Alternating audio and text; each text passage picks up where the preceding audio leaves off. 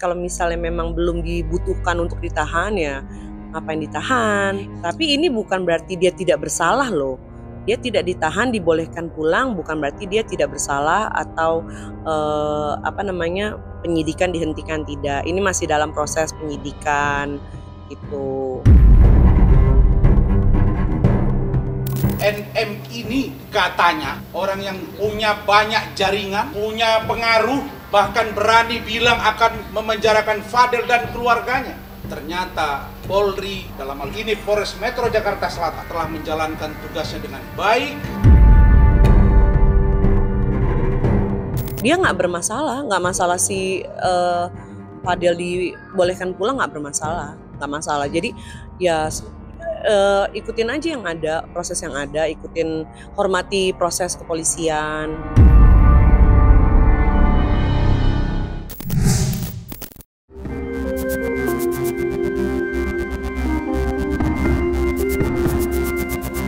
Seperti tidak ada habisnya saja, nama Fadel Al-Fajar Bajideh menjadi buah bibir pembicaraan masyarakat di mana-mana. Bagaimana tidak, penari berdarah Kupang dan Arab itu akhirnya memenuhi panggilan pemeriksaan polisi terkait laporan yang dilayangkan ibunda sang kekasih, yakni Nikita Mirzani.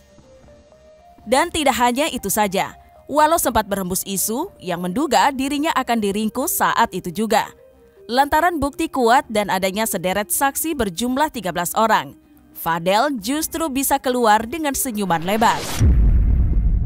Ya, meskipun dicecar habis puluhan pertanyaan dalam pemeriksaan yang memakan waktu 6 jam lamanya, Fadel masih bisa menghirup udara bebas. Menariknya, hasil pemeriksaan itu seolah memberikan angin segar bagi 11 kuasa hukumnya. Pasalnya, tim kuasa hukum Fadel kini dibuat yakin jika pihaknya akan memenangkan permasalahan ini. Sontak saja, hal itu pun memancing reaksi dari pihak pelapor. Lantas seperti apa tanggapan Yolo Ine yang sudah mengetahui kasus ini sejak awal? Terima kasih kepada bapak-bapak penyidik yang sudah menerima Fadel dengan baik. Terus juga Fadel juga harus diapresiasi karena sudah berani, gentle untuk datang melakukan pemeriksaan. Yang jelas kalau misalnya memang belum dibutuhkan untuk ditahan ya ngapain ditahan. Yang jelas itu kayaknya memang sudah ada SOP-nya seperti itu. Kita kan nggak tahu, mungkin ada pemeriksaan lanjutan. Tapi ini bukan berarti dia tidak bersalah loh. Dia tidak ditahan, dibolehkan pulang, bukan berarti dia tidak bersalah atau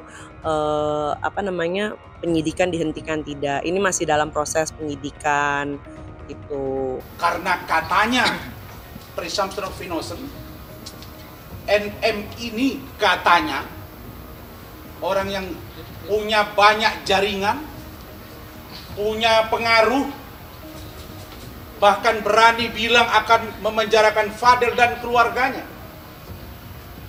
Ternyata Polri, dalam hal ini Polres Metro Jakarta Selatan, telah menjalankan tugasnya dengan baik. Artinya tidak satu pun dari pertanyaan itu yang akan disampaikan Saudara Rahmat, nanti jumlah pertanyaannya secara singkat.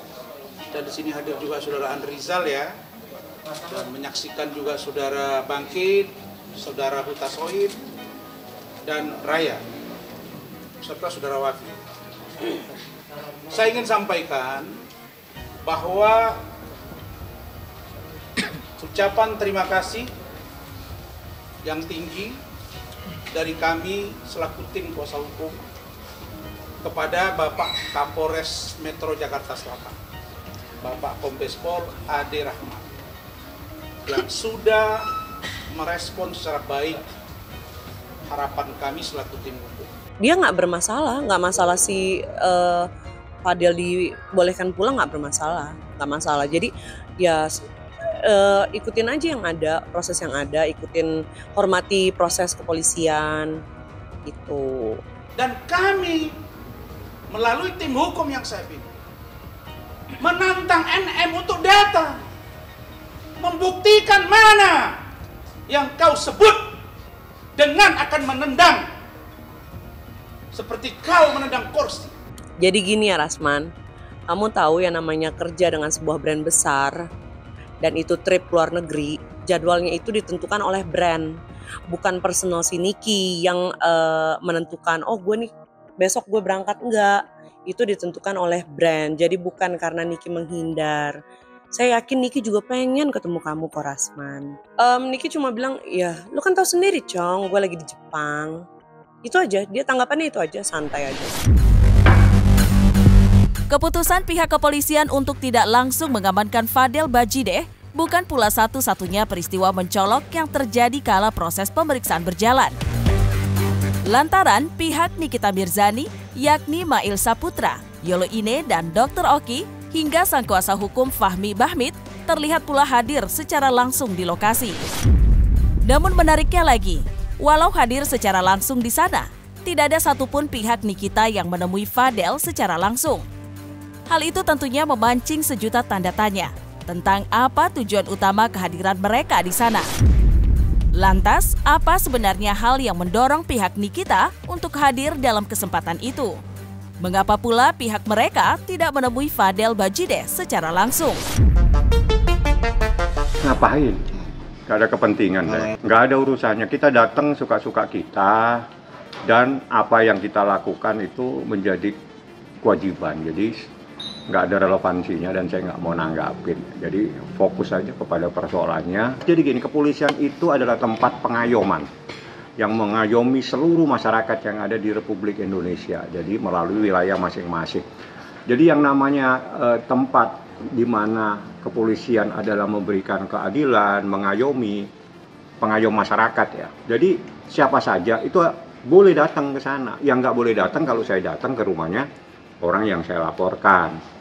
Mungkin seperti itu. Tapi kalau kita datang di kantor polisi, ya itu tempatnya masyarakat untuk mencari keadilan, tempatnya masyarakat untuk mendapatkan pengayoman, untuk berlindung supaya mendapatkan keadilan. Tempatnya memang di kantor polisi. Keliru kalau saya mesti ke tempat lain. Nah, yang kedua, ada kewajiban kita sebagai advokat untuk memberikan informasi yang terkini, yang terbaru kepada klien yang memberikan kepercayaan kepada kita, supaya klien itu secara waktu ke waktu dia mengikuti prosesnya. Jangan sampai dia mendapatkan informasi dari orang lain sedangkan kita sebagai advokatnya tidak menyampaikan. Jadi progres itu harus kita sampaikan, baik tertulis maupun lisan. Itu menjadi kewajiban. Jadi kalau kita jalan-jalan ke sana nggak ada yang salah, karena tidak ada undang-undang yang dilanggar. Seumur saya jadi lawyer, ada orang yang saya dampingi, klien saya melaporkan seseorang, saya nggak pernah datang ke Polres itu atau ke Polda atau ke Mabes itu. Saya mau tanya, Anda datang mau melakukan pressure atau apa? Saudara Edwin Jumat lalu, saya masih di Malaysia, saya lihat Anda datang. Katanya sholat Jumat. Ada pernyataan dari NM yang mengatakan pingin ketemu dengan Fadel Alfajar Bajideh. Sekarang saya di sini, kau di mana, Edwin? Datang sini. Hukum tidak bisa dengan apa yang kau mau. Apalagi kemarin itu hanya menyelesaikan tanggung jawab menemanin daripada si Edwin yang ada di kantin. Jadi dia ada di satu kafe, ngobrol-ngobrol, santai lah, ngobrol-ngobrol, membahas yang lain-lain, termasuk saya menanyakan beberapa identitas.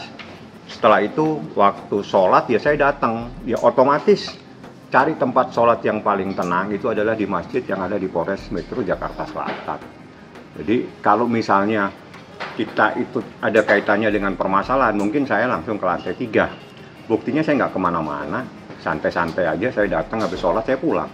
Semangatin Fadel, biar dia merasa mendapatkan dukungan juga dari pihak lawan gitu. Tapi intinya pengen ini aja, pengen datang aja, semangatin, nemenin Dokter Oki, pengen ngasih dia skincare biar lebih pede, nggak insecure lagi. Mungkin Dokter Oki memikirkan kemarin dia itu nggak mau datang ke pemeriksaan karena dia insecure atau gimana. Jadi Dokter Oki bawain skincare dan minta temenin kami gitu. Nggak ada niat macem-macem kok. Aku Mail datang ke Polres kemarin murni nemenin dokter Oki dan wakili Nikita karena Nikita kebetulan lagi ada urusan pekerjaan di Jepang, nggak bisa dateng.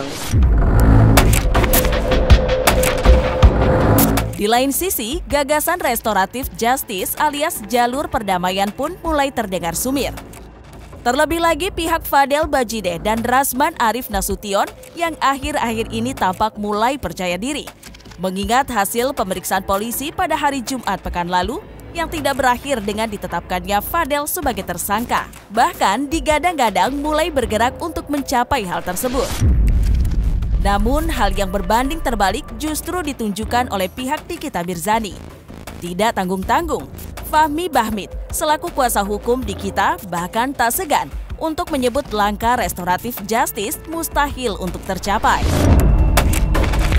Lantas apa yang membuat Fahmi Bahmid begitu lantang menyebut restoratif justice mustahil tercapai? Serta bagaimanakah pula tanggapannya terkait isu ancang-ancang pihak Fadel mengejar restoratif justice? Dengan kalimat-kalimat itu merupakan justifikasi ya. Jadi mengakui adanya sebuah perbuatan salah. Ya. Kalau seseorang itu menggebu-gebu, terus dia ingin selalu minta supaya dilakukan perdamaian, padahal dia merasa tidak bersalah. Kalau memang tidak bersalah, tidak usah pusing-pusing dengan RJ. Sebelum saya menjelaskan tentang RJ itu seperti apa. Jadi restoratif justice itu diatur berdasarkan peraturan Kapolri nomor 8 tahun 2021 seingat saya. Kalau saya mohon maaf. Di dalam ketentuan yang paling penting, saya nggak perlu bacakan pasalnya satu persatu. Yang paling penting itu mengembalikan korban dalam keadaan seperti semula. Ya, jadi kalimatnya itu mengembalikan korban dalam keadaan seperti semula. Ini pelaksanaannya itu terkait dengan kasus harta benda. Kasus yang mungkin yang bisa saling mengembalikan dalam keadaan semula. Jadi mungkin kalau misalnya ada orang dilaporkan, dirugikan 5 miliar, 10 miliar, diselesaikan, itu kan kembali dalam keadaan seperti semula. Tapi dalam terkait dengan permasalahan ini, itu tidak mungkin bisa mengembalikan dalam keadaan semula. Yang paling terpenting bahwa dalam dalam peraturan Kapolri tersebut, itu yang menentukan para pihak. Artinya telapor dan pelapor yang akan memutuskan perlu atau tidak adanya sebuah perdamaian. Mereka bisa menolak, sedangkan pihak kepolisian sebagai penyidik itu memfasilitasi. Jadi tidak ada polisi itu terus Anda harus begini, enggak. Dikasih tempat, bisa di tempatnya penyidik, bisa di tempat lain, dikasih kesempatan menyelesaikan secara damai sesuai dengan kemauan para pihak. Tapi kalau salah satu pihak tidak mau, tidak juga bisa dipaksa. Nah, seperti kasus ini kita sebagai ibu kandungnya udah mustahil memberikan maaf dalam perkara ini. Jadi RJ sesuatu yang mustahil.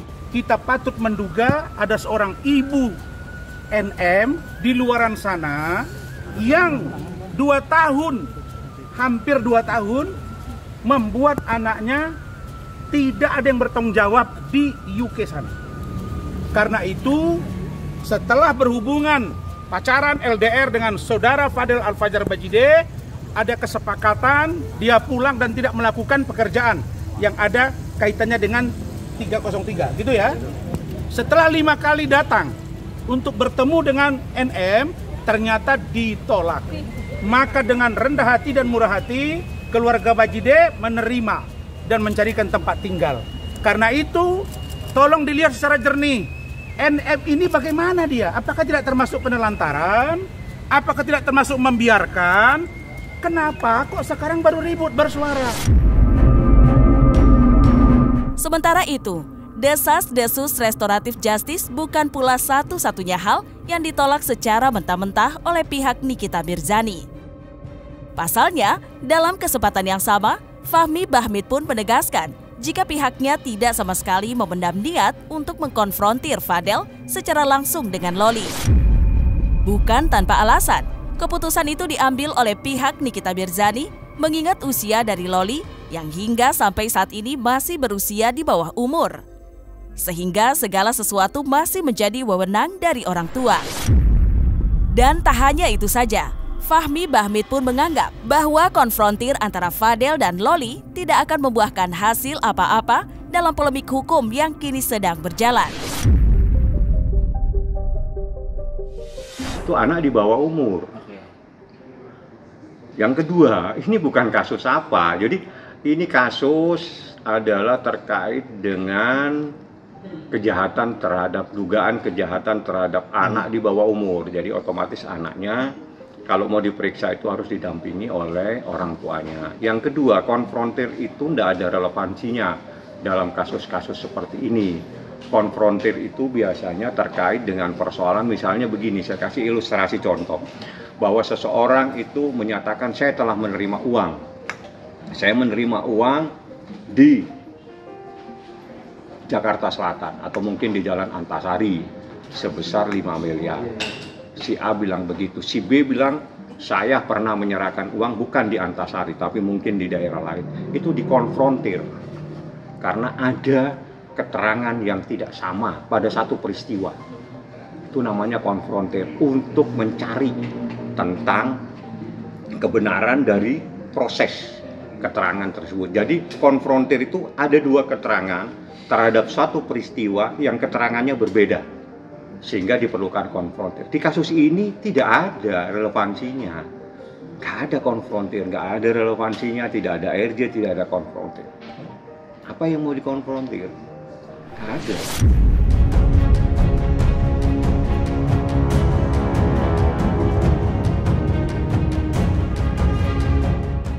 Nah, selesai sudah Cumi Lovers. Saksikan terus Cumi Camp In-Depth. Kabar lengkap, mendalam, dan akurat dari narasumber terpercaya. Dan jangan lupa untuk like, subscribe, dan juga share channel YouTube Cumi Cumi.